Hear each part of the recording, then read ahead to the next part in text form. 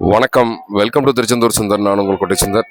இன்னைக்கு நான் வீடியோ எடுத்த டைம் பார்த்தீங்கன்னா காலையில் இப்போ மணி 7 ஆகுது. இன்னைக்கு ஞாயிற்றுக்கிழமை ஜனவரி 18, 2026. நம்ம நேற்று சொன்ன மாதிரி தான் பொங்கல் தொடரும். இன்னைக்கு தான் வந்து கடைசி நாள்.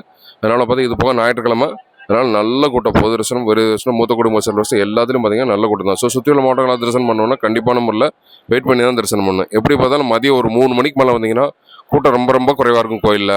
இது போக மழை நிலவரத்தை பொறுத்தவரை திருச்செந்தூரில் மழை சுத்தமாக கிடையாது. நல்ல பனி இங்கே.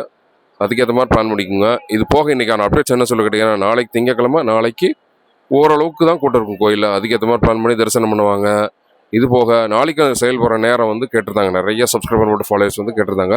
நாளைக்கு செயல்படுற நேரம் பார்த்தீங்கன்னா அதிகாலை 5 மணிக்கு நடந்துருப்பாங்கன்னா அதிகாலை 4 மணிக்கே வந்து நாளைக்கு ஓப்பன் பண்ணிடுவாங்க. அதே மாதிரி அதிகாலை 4 மணிக்கு நட திறக்கிறாங்கன்னா அதிகாலை 3 மணிக்கே வந்து ஓப்பன் பண்ணிடுவாங்க நாளைக்கிணறு.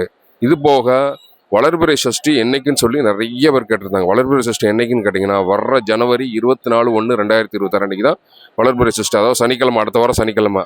தொடர் விடுமுறையில் பார்த்திங்கன்னா அந்த 24 ஜனவரி 24, ஜனவரி 25, ஜனவரி 26 3 நாள் பார்த்திங்கன்னா கண்டினியூஸாக லீவ் இருக்கிறதுனால பார்த்திங்கன்னா அந்த 3 நாளுமே அப்படியே ஒரு கூட்டமாக இருக்கும்.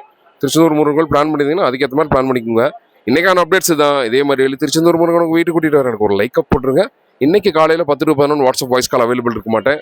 நன்றி, வணக்கம்.